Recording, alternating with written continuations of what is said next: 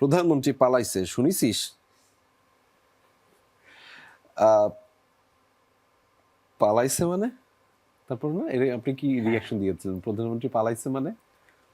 হঠাৎ আমি তো দৌড়াচ্ছি, হ্যাঁ, আর বাবা ওই সময় আমাকে ফোন দিয়ে বলছে যে সিনেমার মধ্যে, রাইট? হ্যাঁ, সিনেমার মধ্যে আচ্ছা, হ্যাঁ। প্রধানমন্ত্রী পলাইছে, তুই কি শুনেছিস? কিন্তু আমার মাথায় ছিল তখন, আমি তো নুপুরের বাড়ি ছিলাম, ধরা খাইছি আর কি। আচ্ছা, তো আচ্ছা, তখন নিজের মনের ভিতরে একটা ভয় ছিল। হ্যাঁ, হঠাৎ বাবা ফোন দিয়ে যখন বললো যে প্রধানমন্ত্রী পলাইছে শুনেছিস, তা আমি বললাম মানে প্রধানমন্ত্রী পলাইছে মানে হ্যাঁ। আমি তো কিছু জানি না। আবার বাবা জিজ্ঞেস করে চেয়ারম্যানের সাথে তোর কোনো কথা হয়েছে? তো আমি বললাম না, চেয়ারম্যানের সাথে আমার কোনো কথা হয়নি। তো আমি ফোন করে জানাচ্ছি আর কি। তারপরে সিনেমা মানে টিভি দেখতে গেলাম, আর যাই দেখি যে প্রধানমন্ত্রী আসলেই পলাইছে। আলো আসলেই পলাইছে। আহ, এই যে আসি আপনার মানে রাজনৈতিক একটা প্রেক্ষাপট, সেটাকে আসলে আহ, আপনি সিনেমাতে যেভাবে বলেছেন, এবং আমরা দেখেছি যে এই কাজগুলো এত ফিকশন আকারে এত দুর্দান্তভাবে হচ্ছে। মানে আমি টিজারটা দেখে বলছি, যদিও এখনো বলছি যে পুরো সিনেমাটা দেখার আক্ষেপটা তো রয়েই গেছে। সেটাই কেন আনা, এই যে রাজনৈতিক বাস্তবতা, তারপরে সেইখানে আপনি বলছিলেন যে বন্যার বাস্তবতা একটি, সেই জীবন সংকট সেখানে, সেই বাস্তবতা এবং পারিবারিক গল্প, তিনটিকে একটি মেলবন্ধনে আনার চেষ্টা করেছেন আপনার গল্পের মাধ্যমে। আমি যতটুকু পড়াশোনা করেছি সেটার মাধ্যমে জানা, সেটা একটু বলবেন। এবং তার আগে একটু জানতে চাই যে সিনেমা করব তো এফডিসি বা শুটিং প্লেসে অনেক ধরনের আয়োজন থাকে, বললেই তো অনেক কিছু করা যায়। আচ্ছা, আমি ডিরেক্টর, সো আমার তো এডি আছে, আর্টিস্ট আছে, সব কল দিব হয়ে যাবে, তাই না? এইখানে তো এরকম কিছু ছিল না, বাস্তবতা মানে ভিন্ন। আমাকে একটু বলবেন, আপনি একটু শুরু করেছিলেন শুরুর দিকে যে বন্যার মধ্যে শুটিংটা করতে হয়েছে। দুটা প্রশ্ন, প্রথমটা একটু যদি বন্যার মধ্যে শুটিং করার বিষয়টা, আর পরবর্তীতে রাজনৈতিক বাস্তবতা। আচ্ছা, বনের মধ্যে শুটিং করার ব্যাপারটা, এটাকে আমরা আমি একটু দুইটাকে কানেক্ট করি। জি, এইটা বেসিক্যালি আমরা বলতেছি এটা একটা ইনসিডেন্টাল সিনেমা।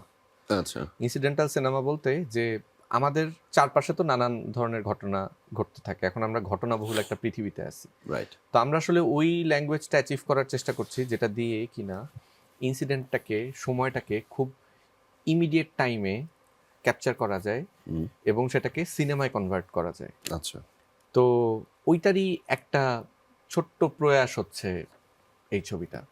অগাস্টে আমাদের সরকার পতন এবং হচ্ছে বন্যা, এই দুইটা ঘটনাই বাংলাদেশের জন্য অনেক বড় ব্যাপার ছিল। Right. এবং সরকার পতনের পর ইমিডিয়েট ইন্টারিম আসছে এবং বন্যাটা হয়েছে।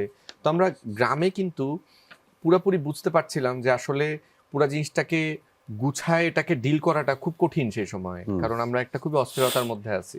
জি, তো ওইটাই হচ্ছে উপজীব্য বিষয়। এখন পলিটিক্যাল ফিল্ম তো ওয়ার্ল্ড ওয়াইড হয় ভাই, পলিটিক্যাল ফিল্ম ওয়ার্ল্ড ওয়াইড হয়। ইভেন আমাদের দেশেও পলিটিক্যাল ফিল্ম হয়েছে।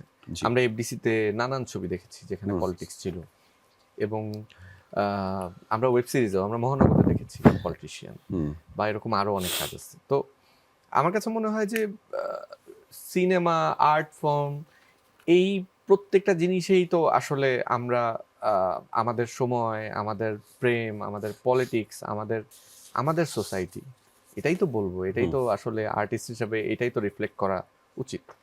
তো সেখান থেকেই আর কি, সেইখানে যে বাস্তবতা ছিল, যে সময় ছিল, সেটাই আমরা কাভার করার চেষ্টা আমরা করছি। আমরা যখন এই আয়োজনে ঢুকবার আগে মেকআপ করছিলাম অল্প করে, ছোট করে, দর্শক তখন তাকির ভাইয়ের সাথে কথা বলছিল। তাকির ভাই বলছিলেন যে আমরা তো ওই সিনেমাতে মেকআপও নেই, মানে ব্যাপারটা পুরোটা র আকারে দেওয়ার একটা চেষ্টা করেছিলেন, বা আপনাদের একটা প্রবণতা ছিল, সেটা কি একটু বলবেন একটু ছোট করে, যে কেন, মানে ওই লাইফস্টাইলটাকে বোঝানোর জন্যই কি ওই সময়কার? আহ, হ্যাঁ, মানে আমাদের কাছে মনে হয়েছে যে আমরা সিনেমার মধ্যে বসে সিনেমাটা বানাচ্ছি ভাই। আচ্ছা, ধরেন এই যে বন্যা, এই যে ডিজাস্টার, এই যে পলিটিক্যাল টালমাটাল অবস্থা, তার মধ্যে প্রেম, তার মধ্যে এই যাত্রা, এই যে পুরো সোসাইটি, এটা ওইখানে আমাদের সামনে তো ঘটতেছে ভাই। ওইখান থেকে না উপজীব্য এলিমেন্ট গুলো নিয়ে আমরা আসলে ছবিটা বানাইছি। তো সেই ক্ষেত্রে আসলে আলাদা করে, হ্যাঁ, মেকআপের কথা যখন আসলো, ওদের কোনো স্পেশাল টাইমে দেখা গেছে যে নূপুরকে মেকআপ করানো হয়েছে, এবং সেটা হচ্ছে ওইটার সাজের জন্য। মানে থাকে না যে আলাদা একটা নো মেকআপ সিনেমার লুক, মধ্যে সিনেমা এরকম আবার না, এরকম। হ্যাঁ, মানে ওদের কোনো একটা স্পেশাল মোমেন্টে মেকআপ দেওয়া হয়েছে। বুঝতে কিন্তু পেরেছি। রেগুলারলি পাফ করা বা একটু ওই সব আসলে সামর্থ্যও ছিল না, আবার আমরা করিও নি। কারণ কি, আমরা ক্রু ছিলাম হচ্ছে 5-6 জন, হুম। আর বাকিটা গ্রামবাসী হচ্ছে আমাদের ক্রু। তো হ্যাঁ। সেইখানে আসলে সেখানে ট্রাইপডটাও আসলে অনেক এক্সপেন্সিভ ব্যাপার।